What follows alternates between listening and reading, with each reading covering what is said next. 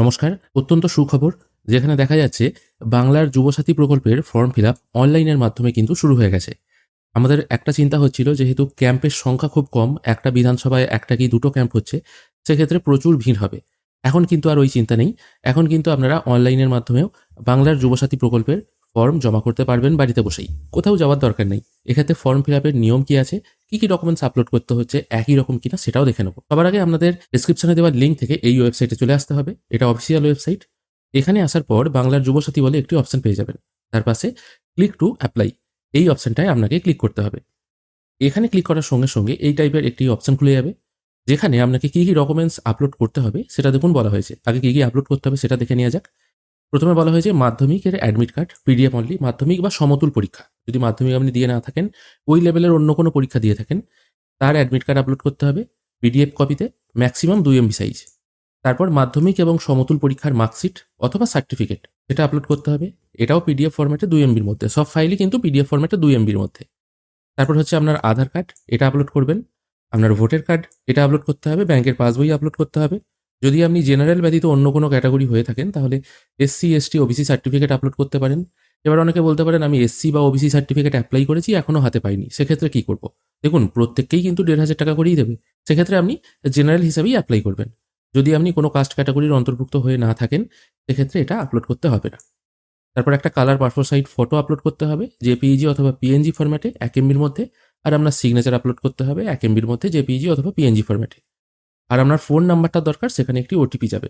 এখানে প্রথমে বলা হয়েছে ডাউনলোড সিস্টেম গাইডলাইন। এখানে ক্লিক করলে আবেদন করার প্রসেস, এই টাইপের কিছু তথ্য আপনার সামনে চলে আসবে এবং কিভাবে আবেদন করতে হয় সেটা দেখিয়ে দেবে। আমি একদম সরাসরি অ্যাপ্লাই অনলাইন অপশনে ক্লিক করব। আর নিচে চেক স্ট্যাটাস অপশনও আছে। চেক স্ট্যাটাস অপশনে ক্লিক করলে আপনারা আপনাদের ফোন নাম্বার দিয়ে চেক করে দেখতে পারবেন, যেগুলো অফলাইনে ফর্ম জমা হয়েছে সেগুলো দেখা যায় কিনা। যদিও আমি কালকে ফর্ম জমা করেছি, অনলাইনে এন্ট্রি হয়েছে কিনা সেটাও এবার দেখার ব্যাপার আছে। সেটাও আমি ভিডিও শেষকালে দেখিয়ে দেবো।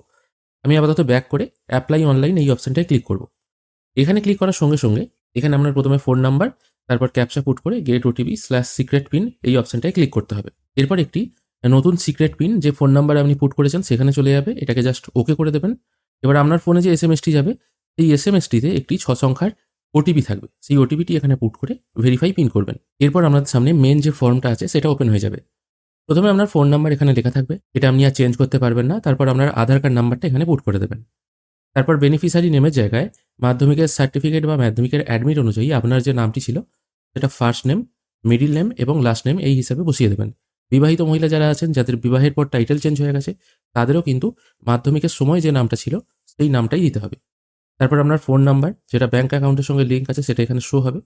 যদি আপনি যে নাম্বার দিয়ে রেজিস্ট্রেশন করেছেন সেটা ব্যতীত অন্য কোনো নাম্বার যদি হয়ে থাকে, তাহলে কিন্তু আপনি এটা এখানে চেঞ্জও করতে পারবেন। তারপর আপনার ইমেল আইডি এখানে পুট করতে হবে। যদি না থাকে দেওয়ার দরকার নেই, কারণ এখানে প্রত্যেকটা জায়গায় যেগুলো ম্যান্ডেটারি সেখানে কিন্তু দেখুন স্টার মার্ক দেওয়া আছে। এখানে কিন্তু কোনো রকম স্টার মার্ক দেওয়া নেই, তাই ইমেল আইডি না দিলেও চলবে। চলে এলাম একটু নিচে। এরপর আপনার জেন্ডার এখান থেকে সিলেক্ট করতে হবে। ঠিক অফলাইনের ফর্মের মতো একইভাবে এখানে কিন্তু করা হয়েছে। যেটা আপনার জেন্ডার সেটা সিলেক্ট করবেন। তারপর 1/4/2026 অনুযায়ী আপনার বয়স কত হচ্ছে, মানে যারা শুধুমাত্র 1/4/2026 অনুযায়ী 21 থেকে 40 বছর বয়স, তারাই অ্যাপ্লাই করতে পারবে। 20 বছরে 11 মাস অথবা 40 বছর 2 দিন এরকম বয়স হলে কিন্তু অ্যাপ্লাই করা যাবে না। 21 থেকে 40 একদম এখানে মেনশন করেই দিয়েছে। সেই জন্য আপনার ডেট অফ বার্থ সঠিক যেটা আছে সেটা এই ক্যালেন্ডার মেনু থেকে আপনাকে চুজ করে নিতে হবে। আমি যেমন এখানে ধরুন একটি ডেট অফ বার্থ এখানে চুজ করে নিচ্ছি। সঙ্গে সঙ্গে কিন্তু এখানে দেখাচ্ছে আপনার বয়স 26, আপনি কিন্তু অ্যাপ্লাই করতে পারবেন। কিন্তু যদি এটা চেঞ্জ করে দেওয়া হয়, আমি একটুখানি এটা চেঞ্জ করে দিচ্ছি। দেখুন এখানে দেখিয়ে দিচ্ছে এটা 46 বছর বয়স হয়ে যাচ্ছে, আপনি কিন্তু অ্যাপ্লাই করতে পারবেন না। এখানে কিন্তু লাল অক্ষরে লেখা চলে আসবে। সেক্ষেত্রে আপনি অ্যাপ্লাই করতে পারবেন না। গ্রিন লেখা এলে তবেই জানতে হবে আপনি অ্যাপ্লাই করতে পারবেন। সেই অনুযায়ী আপনি একটুখানি এটা দেখে নেবেন। এখানে কিন্তু আবার সবুজ হয়ে গেল। এরপর আপনার বাবার নাম যেটা আছে মাধ্যমিকের সার্টিফিকেট অনুযায়ী, বাবার নামটা কিন্তু এই সম্পূর্ণ একটা ঘরেতেই লিখতে হবে। আলাদা আলাদা করে লেখার জায়গা নেই। বাবার নাম যেটা হবে সেটাই নিচের ঘরে লিখে দেবেন। আপনার মায়ের নাম যেটা হবে সেটা ঠিক পাশের ঘরে এখানে লিখে দেবেন। যদি আপনি বিবাহিত হয়ে থাকেন, মানে আপনি যদি পুরুষ হয়ে থাকেন, তাহলে আপনার স্ত্রীর নাম লিখবেন। আর স্ত্রী হয়ে থাকলে তার স্বামীর নাম এই স্পাউস নামের জায়গায় লিখতে হবে। আর যদি আপনি অবিবাহিত হয়ে থাকেন, তাহলে কিছু লেখার দরকার নেই। এবার চলে আসছে ক্যাটাগরি ডিটেল। বাই ডিফল্ট এটা জেনারেল থাকবে। যদি আপনি SC ST বা OBC হয়ে থাকেন, সেক্ষেত্রে এটা সিলেক্ট করবেন। আর কাস্ট সার্টিফিকেট নাম্বারটা এখানে পুট করতে হবে। আর যদি আপনি জেনারেল হয়ে থাকেন, তাহলে আপনাকে তো কোনো কাস্ট সার্টিফিকেট নাম্বার এখানে পুট করতে হচ্ছে না। তারপর বলা হচ্ছে বৈবাহিক অবস্থা। যদি আপনি বিবাহিত হয়ে থাকেন, ম্যারেড করবেন। অবিবাহিত হয়ে থাকলে আনম্যারেড করবেন। যদি আপনার বিবাহ হয়েছিল কিন্তু স্বামী বা স্ত্রী মারা গেছে, সেক্ষেত্রে উইডো অথবা উইডোয়ার করবেন। আর যদি আপনাদের বিবাহ হয়েছিল কিন্তু পরে বিচ্ছেদ হয়ে গেছে, সেক্ষেত্রে সেপারেট করবেন। 4টে অপশন ভালোভাবে দেখে শুনে টিক মার্ক দেবেন। তারপর আপনার টোটাল অ্যাড্রেস এখানে ফিল আপ করতে হবে। প্রথমে আছে হাউস বা প্রেমিসেস নাম্বার, যদি থাকে এটা এখান থেকে বসিয়ে দেবেন, অথবা নতুন যে ভোটার লিস্ট বা ড্রাফট লিস্ট ডাউনলোড করেছেন ওখানে দেখবেন ভোটার কার্ড নাম্বারটা পেয়ে যাবেন। তবে অনেকেই দেখছি এই জায়গায় ভিলেজের নাম বসিয়ে দিচ্ছে, কোনো রকম অসুবিধা নেই। আর যদি জানা না থাকে এই ঘরটা ফাঁকাও দিতে পারেন। তারপর আপনার গ্রামের নাম এই নিচের ঘরে বসাবেন, আপনার পোস্ট অফিসের নাম ঠিক তার নিচে বসাবেন, আপনার ডিস্ট্রিক্ট এই ড্রপ ডাউন মেনু থেকে সিলেক্ট করে নেবেন। তারপর হচ্ছে এরিয়া, কোন এরিয়ায় আপনার বাড়ি, ব্লক না মিউনিসিপ্যালিটি সেটা এখান থেকে সিলেক্ট করতে হবে। যদি ব্লক হয় সেক্ষেত্রে আপনার ব্লকের নাম কি আছে সেটা এখান থেকে আপনাকে সিলেক্ট করতে হবে। তারপর আপনার পুলিশ স্টেশনের নাম কি সেটা সিলেক্ট করবেন। এগুলো কিন্তু সবই ড্রপ ডাউন মেনু থেকেই পেয়ে যাবেন। তারপর আপনার গ্রাম পঞ্চায়েতের নাম যেটা আছে সেটা এখান থেকে সিলেক্ট করুন। তারপর পিনকোড এখানে পুট করে দেবেন।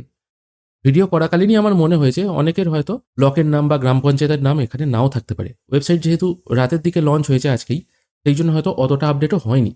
সেই জন্য দুদিন ওয়েট করুন। আর তাও যদি দেখেন যে এখানে শো হচ্ছে না, সেক্ষেত্রে অফলাইন ফর্মই জমা দিয়ে দিন, কোনো অসুবিধা নেই। তারপর আপনার পিনকোডটা এখানে পুট করে দেবেন। আর স্টেট বাই ডিফল্ট ওয়েস্ট বেঙ্গলই থাকবে, এটা আপনি চেঞ্জ করতে পারবেন না। চলে এসেছি একদম ফর্মের নিচের অংশে। এখানে আপনার মাধ্যমিকের ডিটেলস দিতে হবে। আপনি কোন বোর্ড থেকে মাধ্যমিক পাস করেছেন। এখানে কমন অনেকগুলো বোর্ডই আছে, নর্মালি এগুলো থেকেই সবাই মাধ্যমিক পাস করে। অনেকে বলছিলেন ওপেন থেকে পাস করলে হবে কিনা। দেখুন, মাধ্যমিক পাস বলেছে বা সমতুল বলেছে, শুধু বলেনি যে ওয়েস্ট বেঙ্গল বোর্ড থেকে মাধ্যমিক। ওপেন থেকে পাস করলেও হবে, সেক্ষেত্রে আদার্স সিলেক্ট করতে পারেন এবং সেই বোর্ডের নামটা এখানে দিতে পারেন। আর যদি এই সমস্ত বোর্ডগুলি হয়ে থাকে সেক্ষেত্রে এগুলোই সিলেক্ট করবেন। তারপর আপনার রোল নাম্বার আর ইয়ারটা পুট করে দেবেন। এবার হ্যাঁ, যারা আদার্স বোর্ড সিলেক্ট করবেন তাদের অনেকেই বলছিলেন যে তাদের রোল আর নাম্বার আলাদা করে দেওয়া নেই, একটাই জিনিস আছে, সেটা হচ্ছে রোল নাম্বার বা শুধু রোল। সেক্ষেত্রে শুধু রোলের ঘরে রোলটা লিখবেন, নাম্বারের ঘরটা ফাঁকা রাখলেও তো হবে না, এখানে স্টার মার্ক দেওয়া আছে, জিরো বসিয়ে দেখতে পারেন হয় কিনা। না, এবার মাধ্যমিকের রোলে জিরোটাও কিন্তু একটা ভ্যালিড পয়েন্ট, এটা তো কোনো সংখ্যা নয় বা টাকার ব্যাপার নয় যে পয়েন্টের পর জিরো মানের কোনো ভ্যালু নেই। সেক্ষেত্রে যদি এরকম সমস্যা থেকে থাকে না, তাহলে কিন্তু আপনাদের অফলাইনে ফর্ম ফিল আপ করাটাই শ্রেয় বলে মনে করব। তারপর আপনি কত সালে মাধ্যমিক পাস করেছেন সেই ডেটটা এখানে বসাবেন। আর এখানে তো যদি আপনি ওয়েস্ট বেঙ্গল বোর্ড সিলেক্ট করেন তাহলে বোর্ডের নাম আলাদা করে দিতে হচ্ছে না। তারপর এডুকেশনাল কোয়ালিফিকেশন হাইয়েস্ট, আপনি কতদূর পড়াশোনা করেছেন সেটা এখানে বসিয়ে দেবেন। যদি মাধ্যমিক পাসই হয়ে থাকেন শুধু মাধ্যমিক লিখবেন, আর যদি এমএ বিএড ডক্টরেট হয়ে থাকেন তাহলেও লিখতে পারেন। তারপর আছে প্রেজেন্ট অকুপেশন, বর্তমানে আপনার পেশা কি, বর্তমানে আপনি কি করেন সেটাই লিখবেন, সত্যিই লিখবেন। যদি আপনি স্টুডেন্ট হয়ে থাকেন স্টুডেন্ট লিখবেন, যদি সেলফ এমপ্লয়েড হয়ে থাকেন কোনো দোকানে কাজ করেন বা আপনার নিজের হয়তো কোনো ছোট দোকান আছে সেটাই লিখবেন, যেটা সত্যি সেটাই লিখবেন। নট এমপ্লয়েড এটা কিন্তু লিখতে যাবেন না। তারপর আছে আপনার ব্যাংক অ্যাকাউন্ট ডিটেল, এখানে বলা হয়েছে আধার লিঙ্ক, যেটার সাথে আধার লিঙ্ক আছে সেই ডিটেল এখানে ফিল করতে হবে। প্রথমে ব্যাংকের নাম, এখানে ব্যাংকের নামটা সম্পূর্ণ লিখে দিলেন। এখানে তো কোনো বক্স নেই যে বড় নাম হলে বেরিয়ে যাবে, আপনার ব্যাংকের যে সম্পূর্ণ নাম আছে সেটা এখানে বসিয়ে দিলেন। ইউকো ব্যাংক, স্টেট ব্যাংক কি সেন্ট্রাল ব্যাংক অফ ইন্ডিয়া পুরোটা এখানে লিখে দেবেন।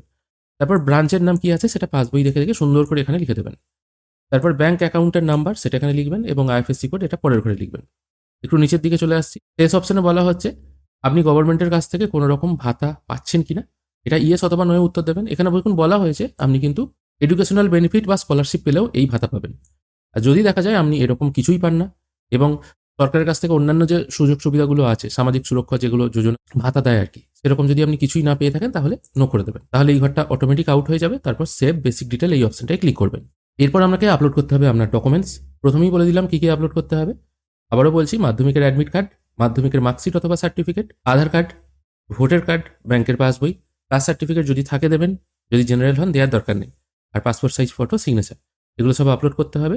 শেষের দুটো জেপিইজি অথবা পিএনজি ফরম্যাটে, বাকিগুলো সব পিডিএফ ফরম্যাটে 2 MBর মধ্যে।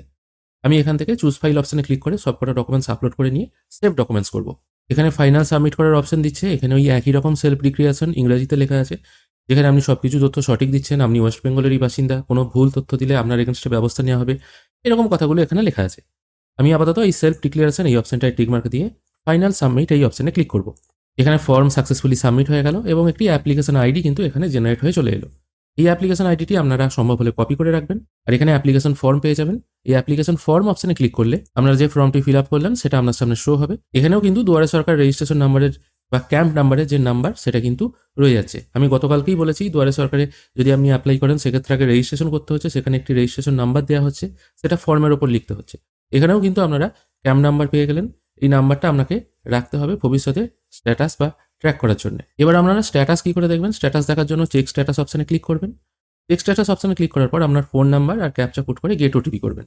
এরপর আবার আপনার ফোনে একটি ওটিপি চলে যাবে, ওটিপি আসতে হয়তো একটু দেরি হতে পারে, সেক্ষেত্রে ওয়েট করবেন। প্রথম দিকে ওটিপি কিন্তু আসছে না চট করে। মোটামুটি ২-৩ বার পাঠানোর পর হয়তো ওটিপি আসছে। সেক্ষেত্রে রিসেন্ট সিক্রেট ওটিপি এই অপশনটায় ক্লিক করে বারবার ওটিপি আনার চেষ্টা করবেন। দেখবেন ঠিক একটা টাইম পর ওটিপি আসবে। তবে ওটিপি আসতে দেরি হচ্ছে। তবে এই মুহূর্তে ওটিপি আসছে না, সেই জন্য স্ট্যাটাস দেখার অপশনটাও কাজ করছে না। পরবর্তীকালে যখন এই অপশনটা ঠিক হয়ে যাবে তখন কী করে স্ট্যাটাস দেখতে হয় অফলাইন বা অনলাইন ফর্মের ক্ষেত্রে, সেটা আমি দেখিয়ে দেবো। আজকের ভিডিও এখানেই শেষ করছি। ভিডিও যদি ভালো লেগে থাকে অবশ্যই একটি লাইক করবেন। ভিডিও দেখার জন্য অসংখ্য ধন্যবাদ। ভালো থাকবেন।